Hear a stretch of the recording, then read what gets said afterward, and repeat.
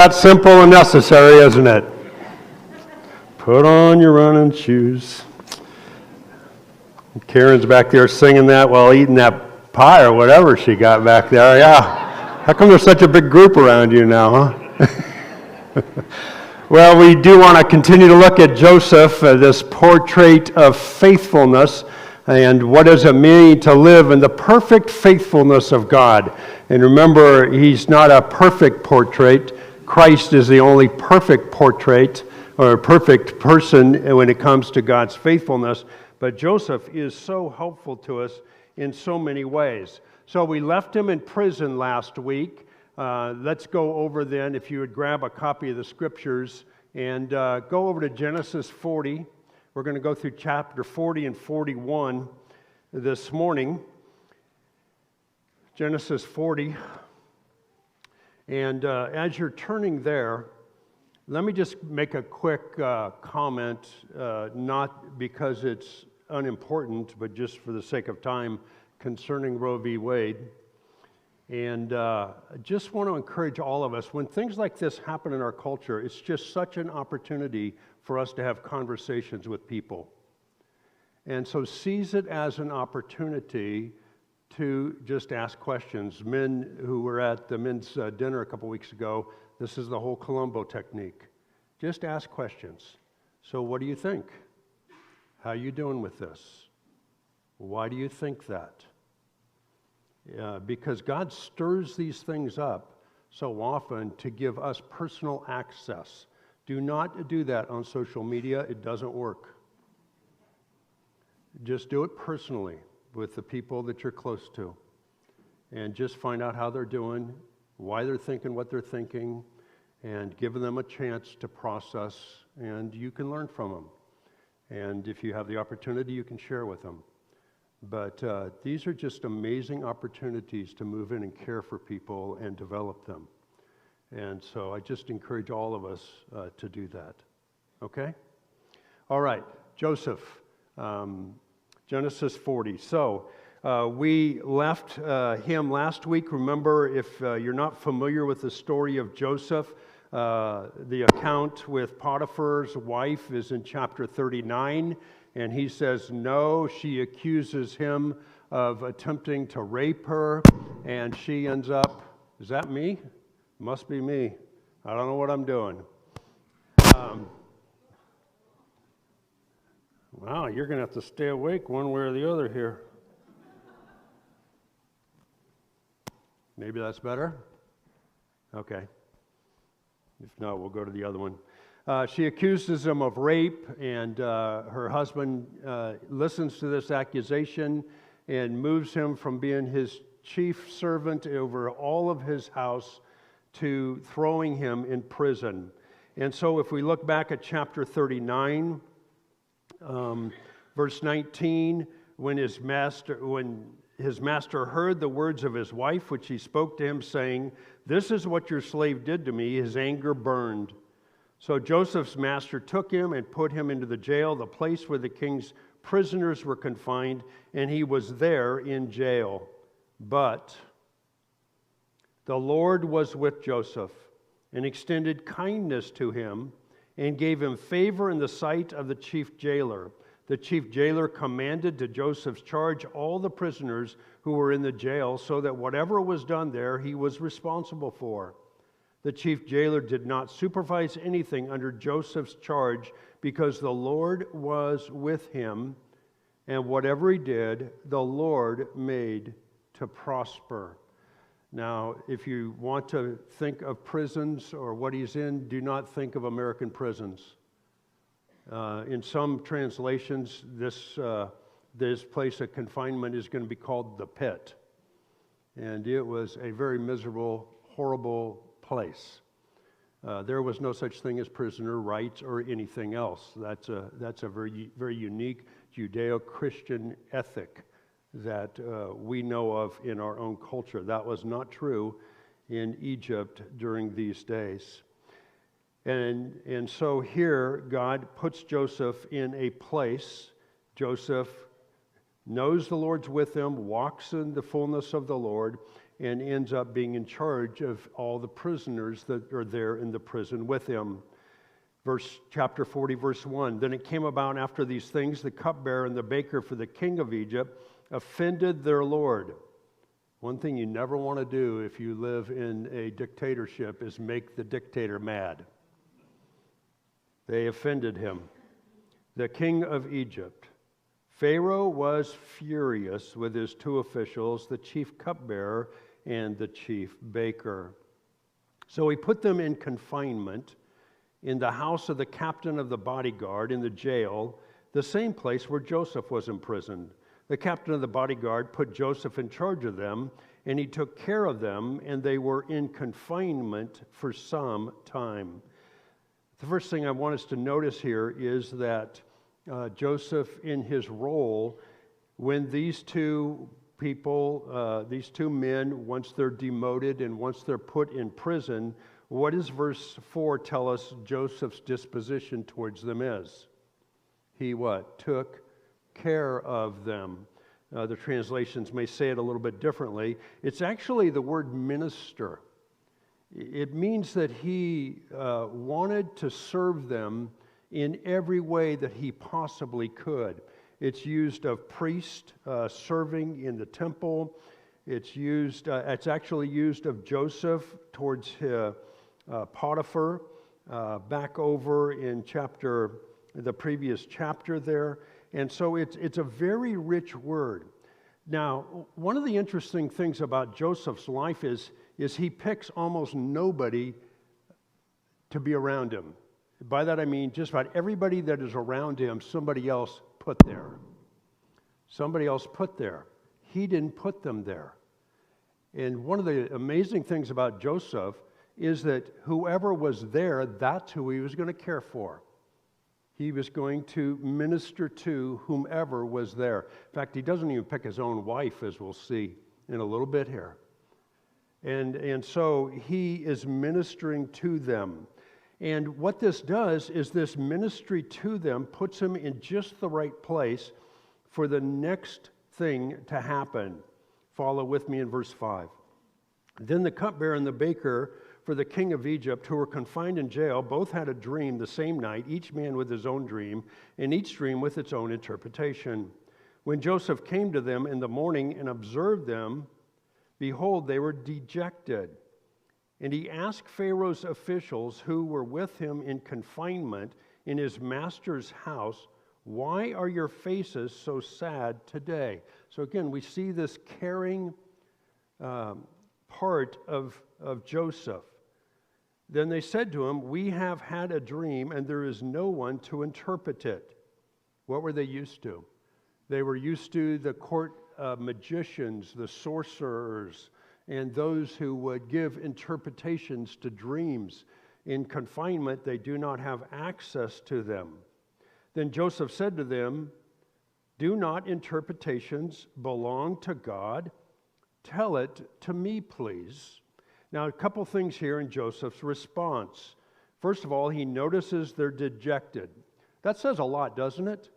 Because if anybody could have been dejected, who would it have been? Joseph.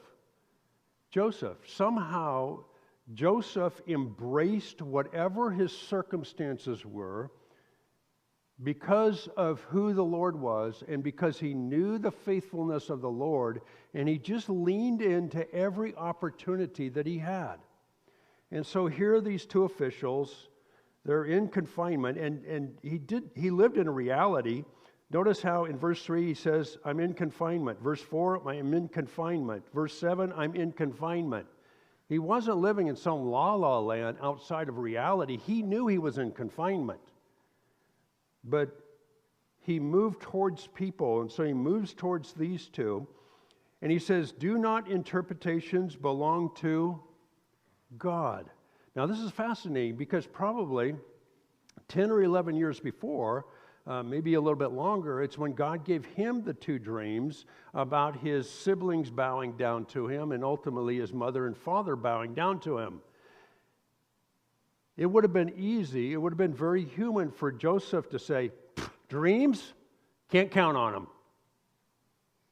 It would have been very easy for him to have a very just write it off. But he doesn't do that. What does he say? Dreams come from whom? God. He still believes in God who gave him those dreams.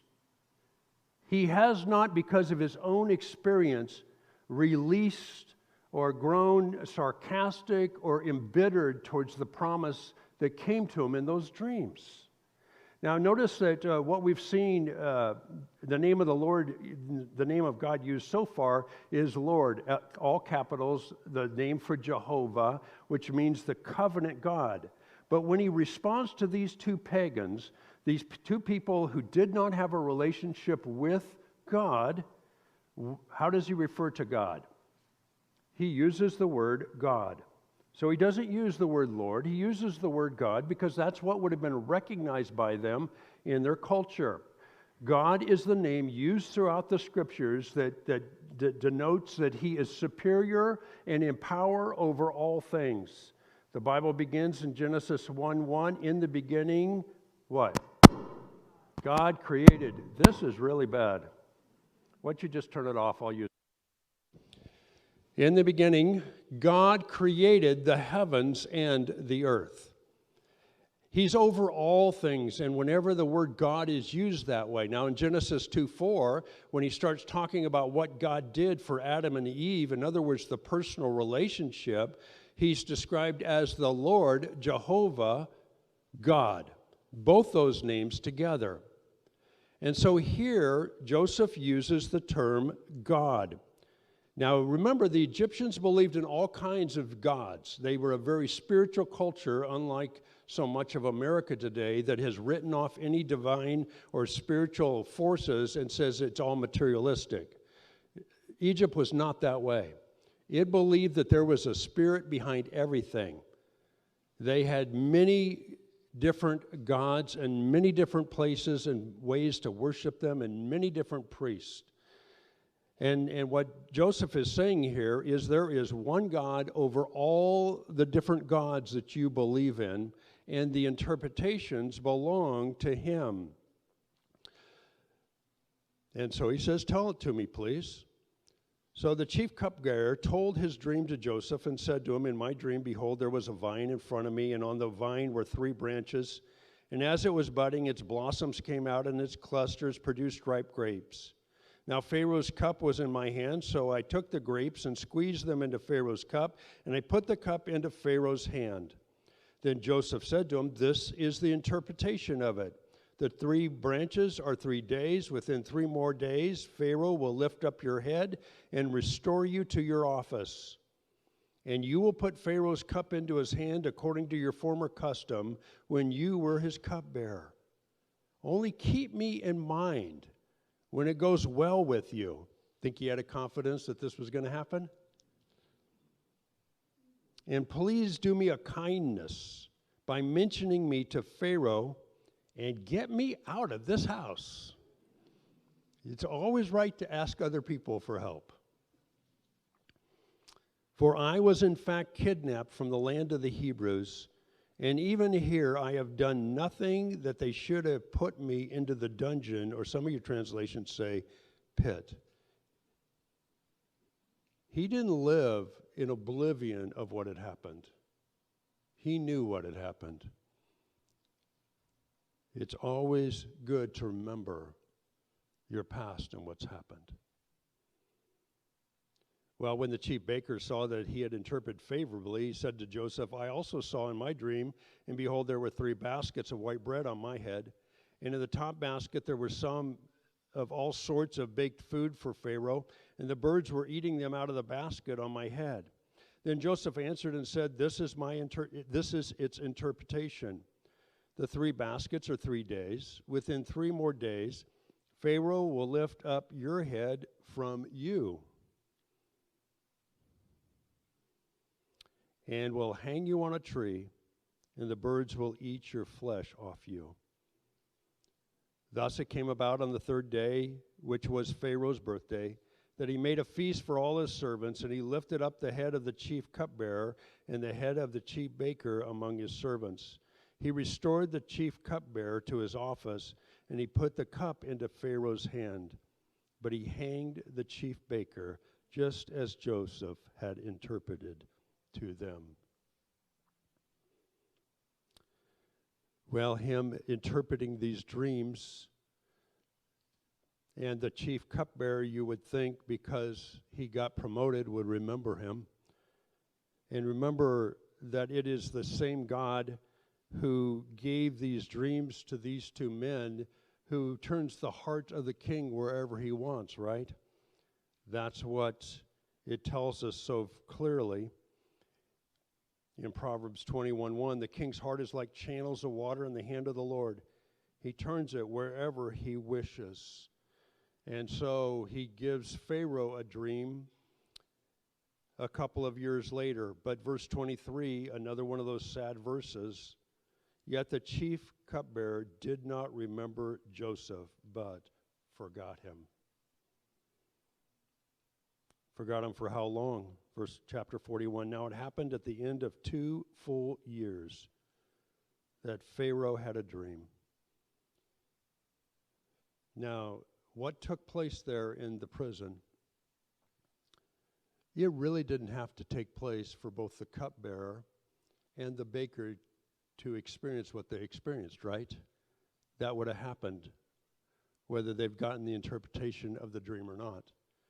The whole point of the dream, though, was to set Joseph up and to put him in a place for what God is about to do next. And here it is. Pharaoh had a dream, and behold, he was standing by the Nile. And lo, from the Nile there came up 7 cows, sleek and fat, and they grazed in the marsh grass. Then behold, 7 other came up after them from the Nile, ugly and gaunt, and they stood by the other cows on the bank of the Nile. The ugly and gaunt cows ate up the 7 sleek and fat cows. Then Pharaoh awoke. He fell asleep and dreamed a second time, and behold, 7 ears of grain came up on a single stalk, plump and good, and behold, 7 ears thin and scorched by the east wind sprouted up after them. The thin ears swallowed up the 7 plump and full ears. Then Pharaoh awoke, and behold, it was a dream. Now in the morning his spirit was troubled, so he sent and called for all the magicians of Egypt and all the wise men. And Pharaoh told them his dreams, but there was no one who could interpret them to Pharaoh. And so, as I said, the magicians were very common in that land, as they are in many places of the world today. These would be the witch doctors, the shamans, and those of even the demonic world. The wise men were probably those who just studied the mathematicians and artists and those kinds of things. And he pulled them all together, and none of them could help. But the cupbearer, who would have always been with Pharaoh and would have watched this played out, all of a sudden, this jogged his memory. As the wise men and the magicians shrugged their shoulders of, I don't know what those mean, he thought, I know somebody who can interpret dreams. And so he tells this. The chief cupbearer spoke to Pharaoh, saying, I would make mention today of my own offenses. Pharaoh was furious with his servants, and he put me in confinement in the house of the captain of the bodyguard, both me and the chief baker. We had a dream on the same night. He and I, each of us dreamed according to the interpretation of his own dream. Now a Hebrew youth was with us there, a servant of the captain of the bodyguard, and we related them to him, and he interpreted our dreams for us. To each one he interpreted according to his own dream. And just as he interpreted for us, so it happened. He restored me in my office, but he hanged him. Then Pharaoh sent and called Joseph, and they hurriedly brought him out of the dungeon. And when he had shaved himself and changed his clothes, he came to Pharaoh. Pharaoh said to Joseph, I have had a dream, but no one can interpret it. And I have heard it said about you that when you hear a dream, you can interpret it. And so the chief cupbearer, his mind is jogged. He tells Pharaoh about his experience with this Hebrew youth within the prison. And so they go and they get Joseph out of prison. Now notice what Joseph does. Joseph he shaves himself. Hebrews did not shave. They just saw hair on the face as something God gave you. And it actually becomes the law later on, doesn't it? That they can't cut certain parts of their beard and stuff like that. The Egyptians were just the opposite. They saw facial hair as offensive. And so they were very clean shaven. We're in the midst of both in American culture today, aren't we? Well, it was very clear cut in those days, but Joseph makes himself presentable according to Egyptian culture and what they valued, and prepares himself to go in. Now just picture Joseph. He was brought down and sold into slavery when he came into Egypt. He took care of Potiphar's house and rose up to be in the highest ranking slave in that house. And then after the whole incident with Potiphar, he loses everything again, and he goes and he becomes a prisoner. Over time, he establishes himself as being one who is faithful and good at leadership because the Lord is with him, and so he ends up in charge of everybody. He interprets these dreams. He's been in prison for 2 more years, and now he's standing in front of Pharaoh asking to give the interpretation of the dream. Put yourself in that place. How would you feel? Look at Joseph's answer, verse 16. Joseph then answered Pharaoh, saying, "It is not in me. God will give Pharaoh a favorable answer." Joseph makes it very clear that there is nothing within him that can help Pharaoh. He needs help that only God can give. That is such a courageous statement on the part of Joseph, because he's going against everything Pharaoh sees himself as. The Pharaoh is seen as the one who mediated between the gods and the people, and at one point in Egyptian history, he was deemed a god.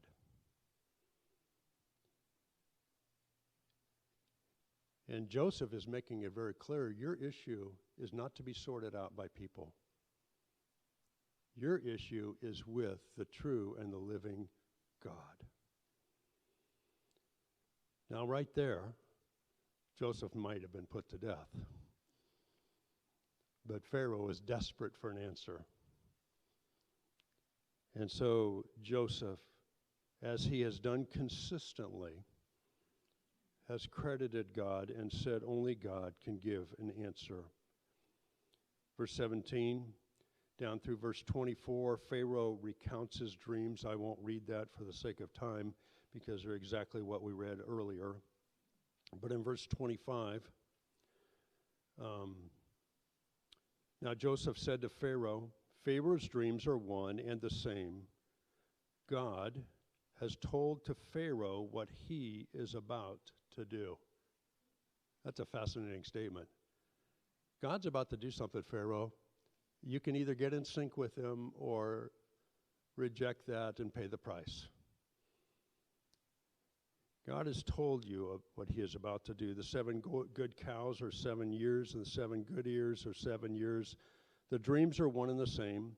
The 7 lean and ugly cows that came up after them are 7 years, and the 7 thin ears scorched by the east wind will be 7 years of famine. It is as I have spoken to Pharaoh. God has shown to Pharaoh what he is about to do. Behold, 7 years of great abundance are coming in all the land of Egypt, and after them 7 years of famine will come, and all the abundance will be forgotten in the land of Egypt, and the famine will ravage the land. So the abundance will be unknown in the land because of that subsequent famine, for it will be very severe. Now, as for the repeating of the dream to Pharaoh twice, it means that the matter is determined by God, and God will quickly bring it about. Now, what's interesting is Joseph doesn't stop there. God has highly gifted him in what we might call leadership or administration. And so he now uses that gift, if you will, to push Pharaoh in the right direction with telling him what he should do in response to this reality that is coming. So he says, now let Pharaoh look for a man discerning and wise and set him over the land of Egypt. Let Pharaoh take action to appoint overseers in charge of the land, and let him exact a fifth of the produce of the land of Egypt in the 7 years of abundance. Then let him gather all the food of these good years that are coming, and store up the grain for food in the cities under Pharaoh's authority, and let them guard it. Let the food become as a reserve for the land for the 7 years of famine which will occur in the land of Egypt, so that the land will not perish during the famine. Now the proposal seemed good to Pharaoh and to all his servants. I do not believe that Joseph pictured himself as being that man. I think he just saw the world that way. He just saw the way that with this coming, this is what you should do. That's why he was so successful in Potiphar's house. That's why he was so successful in the prison. He just couldn't help but see a problem and say, here's how you move down the road. Here's how you cooperate with what God is doing. Well, Pharaoh said to his servants, verse 38, can we find a man like this in whom is a divine spirit? Now notice, Pharaoh's picked up from what Joseph said earlier. Joseph said, it's not in me to do this. And now Pharaoh says, it's not you, Joseph, but within you is a divine spirit. There's something beyond human ability here. And it is the divine spirit, the God that you claim. So Pharaoh said to Joseph, since God has informed you of all this, there is no one so discerning and wise as you are. You shall be over my house. Now just picture Joseph hearing these words. Can you imagine? Can you imagine what it's like to, you probably would have to do a double take on this, right? You shall be over my house. And according to your command, all my people shall do homage. Only in the throne I will be greater than you. Pharaoh said to Joseph, see, I have set you over all the land of Egypt.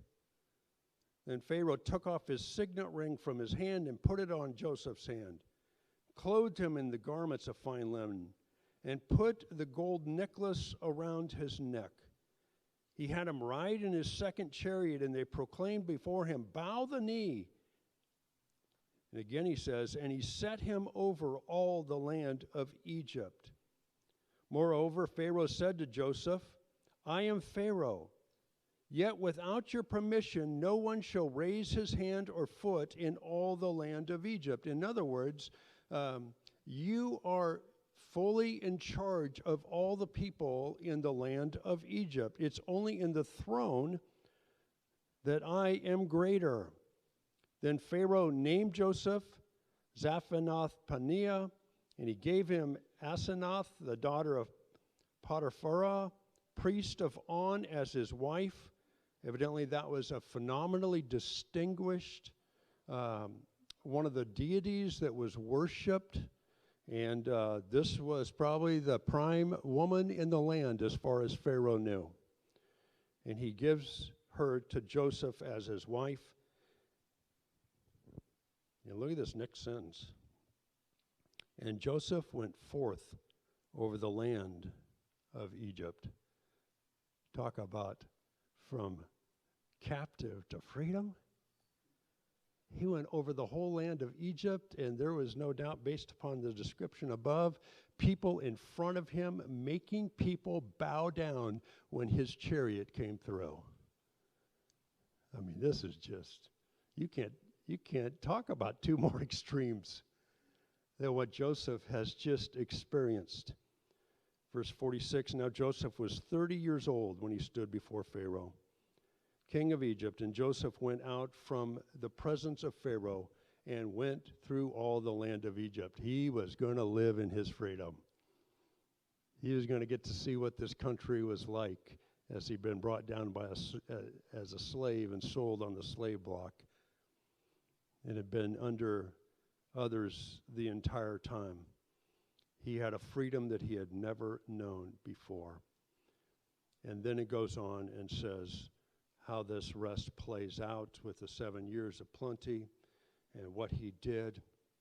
And there's a lot of detail in that. I won't read all of that. But in verse 51, God gave him children. Verse 50, now before the year of famine came, 2 sons were born to Joseph from Asenath, the daughter of Potiphar, priest of On, bore to him Joseph, named the firstborn Manasseh, for he said, God has made me forget all my trouble and all my father's household. And he named the second Ephraim, for he said, God has made me fruitful in the land of my affliction. Well, let's leave it there, and it's very possible that the Lord's already made a lot of application. This is one of those accounts that you can just read through and see a lot of the different applications, but just think about these 13 years of development, where he'd gone from the favored son of his father to the hated brother, to the slave in Egypt, to the favored slave over all Potiphar's household, to being a prisoner, to being the favored prisoner over all prisoners, second to Pharaoh. 13 years. 13 years. Psalm 75, 6 and 7 says, for promotion comes neither from the east, nor from the west, nor from the south. But God is the judge. He puts down one and exalts another. Now, probably one of the first times I heard that was when I got my first promotion in the military. I can remember it distinctly. We were out on a training exercise in Germany, and there's 3 of us that got promoted from second lieutenant to first lieutenant. All that means is we kept breathing. That's how hard it is to get that promotion. And so they put our 3 wives in a Jeep, and they brought them out to us, and they had this promotion because that's the day of our promotion. So we're standing out there, and they read the orders, and our wives pin the new rank on us. And Camilla says to me, just remember, promotion doesn't come from the east or from the west, the north or the south. It comes from the Lord. Everybody needs a good wife like that, because you can get awful big-headed real fast. And ever since then, I have never forgotten this verse. Not that I've always applied it well, but I have never forgotten this verse. But doesn't this remind us that it is God who put Joseph in exalted positions? It is God who put him down. It is God who put him up. It's God who put him down. It's God who put him up. It's God who put him down. Over 13 years of his life. Now, all of this is really just setting him up for the greatest test of all. What's the greatest test of all? What do you do when those who have abused you come for your help? And that's next week. Let's see what we can draw from some lessons here in this portrait of faithfulness. Let's walk through Joseph first of all, and then we'll look at our own lives. First point is, the Lord is faithful no matter how the circumstances look and feel. He has a plan and is working it in and through others. This is just something that we who know Christ can grow in and grow in and grow in. God is faithful, and he is the one who has a plan. Ephesians 2:10 says, for we are God's workmanship, created in Christ Jesus for good works that were made before the foundation of the world, that we might walk in them. What was God's good plan for Joseph? We've read through it, and we're going to read through some more of it. It was God's good plan for him. He was working it, and he works it in and through others. Now, we have a part. Joseph had a part in this. What's his part? His part is to use his chooser, to choose to believe in the faithfulness of God, to never allow the faithfulness of God to be up for grabs, but to choose to be faithful to those who are in authority over him. And he was a slave. He had a master. Even when he was number 2 in Egypt, Pharaoh could do to him what he did to the baker at any moment. And so, to be faithful to his earthly masters, to be faithful to those around him, and to be faithful to those who are under him, whether it was other servants in Potiphar's household, or whether it was actually the baker and the cupbearer in prison. I mean, he was surrounded by a lot of people. Now, I put that in a box because it's either all of that or none of that. And it's easy to trick ourselves into thinking I'm being faithful to God, but I'm not going to be faithful to this jerk that's over me. I'm going to be faithful to God, but man, that wife you gave me, or those children. I know we don't think about that today because it's Mother's Day. But it really is all or nothing. Now, the reality is none of us are perfect in this, so we're all developing and growing in this. But our living in the faithfulness of God means we'll be faithful in all of these different directions and relationships, and in addition to that, in every circumstance. In every circumstance. That's just such a hard but freeing reality, because then we don't have to figure out, should I be faithful to this person? You don't have to spend any brain time thinking about that. It just saves a lot of energy. And quite frankly, it takes away a lot of complaining. Or you can put it more practically in this way. How do you do that? You keep giving credit to God. What did Joseph do? He kept giving credit to God. Did it look like God kept coming through for him? Sure didn't look like it a lot of times. It looked like serving God and trusting God and declaring the Lord was a waste. But he kept giving credit to God. You always find that in Joseph's life. Now, you do not know, and we do not know the process of his own meditations and thinking. We don't know, for example, what so often comes out in the Psalms of the individual wrestling with these realities. And it would be very inappropriate, I would say, to say Joseph didn't wrestle with these things. But we're not told about that wrestling because that's probably each an individual path we have to go down, isn't it? But however much he wrestled with, he kept landing, giving credit to God, and keep caring for others. That's that word ministry in there. He did it in normal concern and care. And he did it in the unique God-given gifts. I would understand his ability to interpret dreams as a supernatural gift from God. I would say his leadership, administrative ability to see things and organize things and put people around him in such a way, I think that was just a spiritual gift that God uniquely gave him. And he kept communicating the truth. I think I put in your notes, tell the truth, and I realized I could have easily put a C there, so I just changed it. Communicating the truth. If it was good news, he said the good news. If it was what? Bad news, he said the bad news. He kept communicating the truth. He communicated the truth whether he was with Potiphar, Potiphar's wife, the cupbearer, the Pharaoh himself. He kept declaring the truth.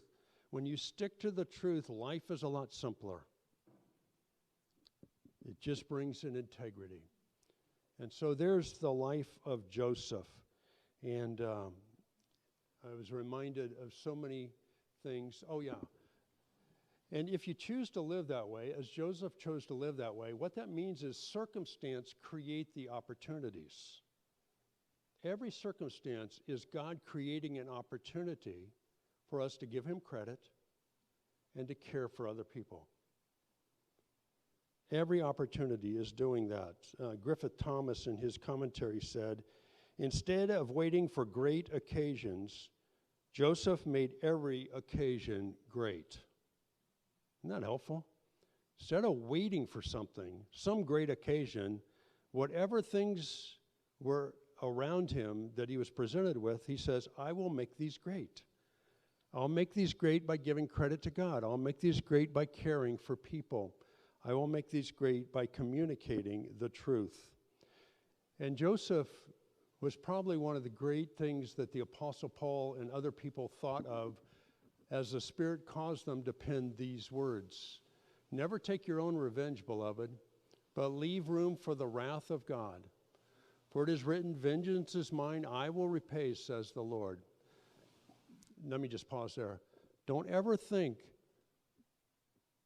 that if you don't do something, people will get away with it. God keeps track, and he's perfectly just.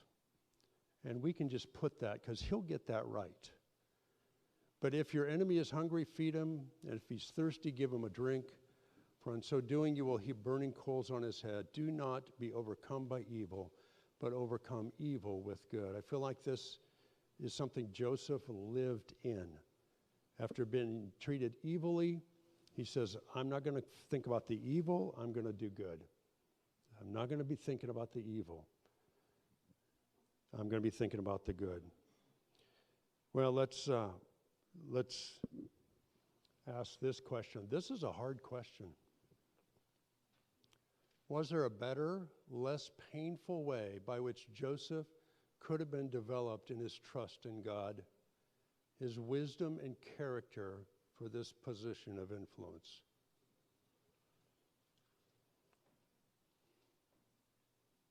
Was there a better way?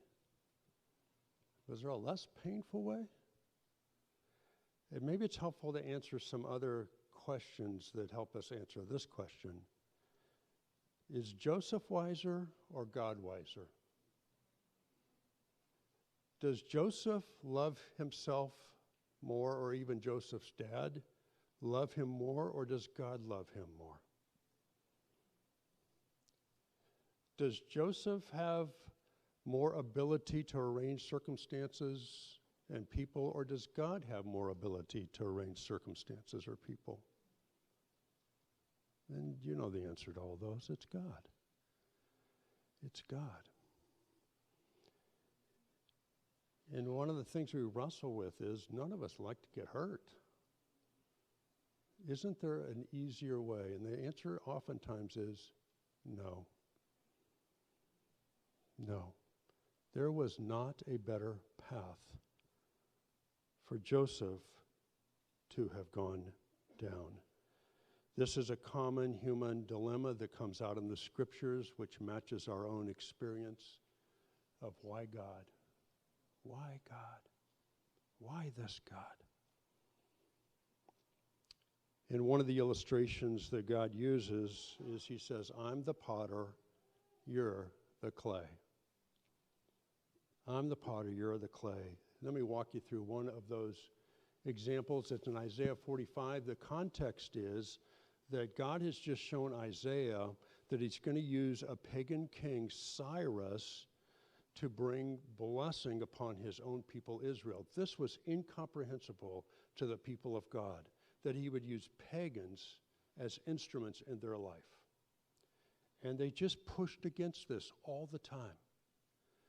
And so in Isaiah 45 it says, woe to him who strives with him who formed him, a pot among earthen pots. Does the clay say to him who forms it, what are you making? Or your work has no handles? And woe to him who strives against him who formed him. Who made you? Who made me? God did. Fearfully and wonderfully made in our mother's wombs. And we're just a pot amongst earthen pots. We're just like all other people. And it's equivalent to the clay saying to the potter, what are you making? You forgot to put handles on it.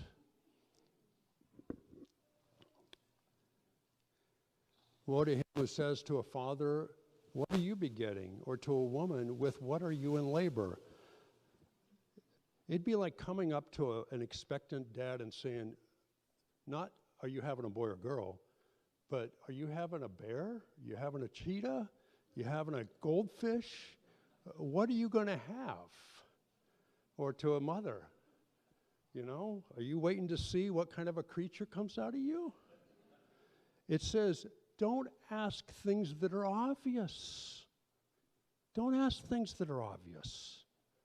You're going to have a child. That's just obvious, so don't ask about that. What's the connection? Don't ask God what he's up to in making you. It's obvious what he's up to. He's up to forming you. He's up to parenting you. Thus says the Lord, the Holy One of Israel, and the one who formed him. Ask me of things to come. Will you command me concerning my children and the work of my hands? You're going to tell me what I do?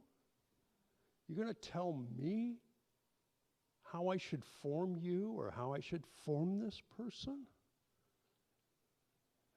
And then he always goes back to creation. I made the earth and created man on it. It was my hands that stretched out the heavens, and I commanded all their host. I know what I'm doing. I know what I'm doing. This is just a very short statement of what the entire book of Job is about, or about what Paul says at the end of Romans 11. He's the potter, we're the clay. He's faithful, we can trust him. We can trust him. And we can live faithfully with the people around us. Well, let's just walk through this personally. Do I believe that the Lord is faithful and that he has a plan for my life and he is working out his plan? It's important that you answer that question, because if you can't answer this yes, then everything's up for grabs.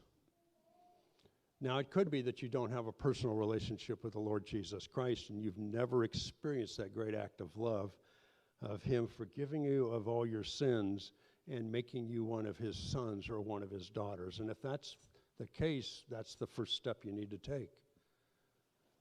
But do I believe this? Secondly, am I living out my part? And here's the key word, by choosing. By choosing. That's where God has given us this choice. Am I choosing to be faithful to God, faithful to those over me, faithful to those around me, faithful to those that I'm responsible for in each and every circumstance? Am I choosing to be faithful? Or putting it in those other terms we looked at, am I always giving credit to God? We state this in our four core values. In everything, praising God and depending upon him in prayer. Am I always giving credit to God? Could Joseph give credit to God by being abused and sold into slavery by his brothers? I believe the answer is yes.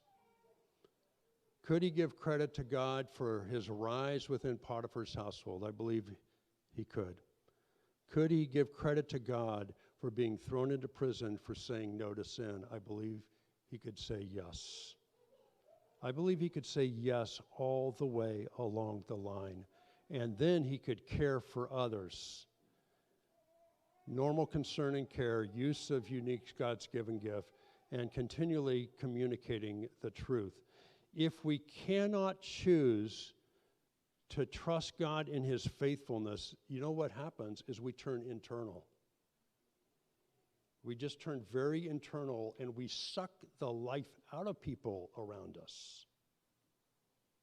As opposed to this, giving life to the people around us.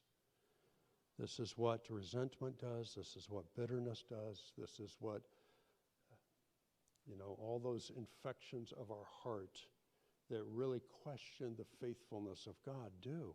And there's not a single one of us that haven't been there. And it's no easy thing turning the corner and choosing to say, well, this is the third one. Shouldn't get ahead of myself. Is there a better, less painful way by which I could have been developed in my trust in God, wisdom and character for my current and future positions of influence?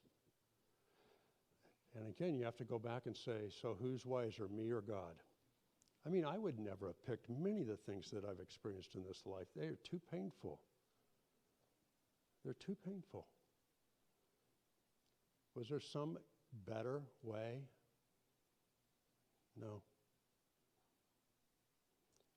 Somewhere along the way, many years ago, someone taught me the phrase, and it was after we did a big, long chart of journeying our life and the ups and the hurts in life. And the statement over it all was, God never wastes a hurt. He always wants it to add up. And the reality is, there is not. Now, let me beg you not to throw your own choices of sin into this. Okay? Because God never tempts you and causes any of us to sin. When we personally sin, we bring a lot of pain upon ourselves and the people around us. I'm talking about the things we don't control, specifically here. Okay? So, as you think about your own life, I know we share one thing in common, unless you're too young, and that is we have all been deeply hurt by things totally out of our control. Will you embrace that as the potter working in your life? Will you trust his faithfulness to you? And Dennis and Christine are going to come, and they're going to lead us in this chorus of "You are the potter, and I am the clay." And just to give us a fresh chance to choose to say, I trust you. I trust you. I trust you. Now, it could be that you've trusted him through a lot of things, and it's your chance to look back and say, yes, thank you for your work of grace. But it could be that you're holding on to something that you cannot see as God's faithful love and care of you. And I want to give you an opportunity to choose to say, he's faithful. He's faithful. And to live in being faithful to those over you, around you, and under you. Now, this is a weighty thing. It's a big deal, especially if you've been carrying something for a long time. So I want to encourage you, even if you would prefer, or you feel like an extra step would be helpful, just to come up and kneel down here in front and to respond in that way, just to kind of seal it and do something different to impress this reality on your heart of saying, God, you're faithful. I choose to live in your faithfulness. So let's stand together.